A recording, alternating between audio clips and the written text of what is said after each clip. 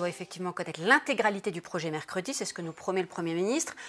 Que va-t-il rester de la réforme? Si l'on retarde l'entrée en vigueur, on fait de nouvelles particularités sur les régimes spéciaux, on fait des compensations financières sur les enseignants, les ambitions sont réduites. Alors, j'ai bien lu votre article. Je ne crois pas que les ambitions se réduisent ou se rétrécissent.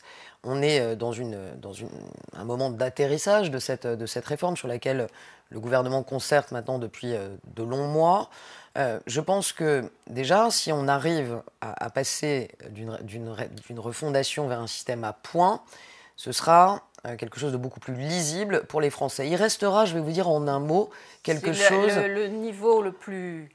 Bah, le plus faible dénominateur commun. C'est bien, c'est exactement ce que j'allais dire. Oui, c'est le plus faible dénominateur commun. En même temps, c'est l'engagement, je l'ai relu ce matin avant de venir, noir sur blanc, engagement pris par le président dans son programme de mettre en œuvre cette réforme par points, sans pour autant avoir nécessairement une mesure budgétaire.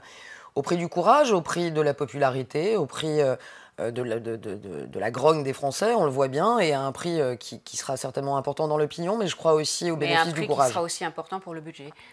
Oui, alors ça, vous savez, on a déjà payé pas mal de choses, notamment l'an passé. Il y a eu pas mal d'investissements forts en matière de pouvoir d'achat. Je rappelle toujours, parce que ça arrive en janvier, la baisse de 5 milliards d'impôts sur le revenu qui va arriver de façon sonnante et trébuchante dès janvier.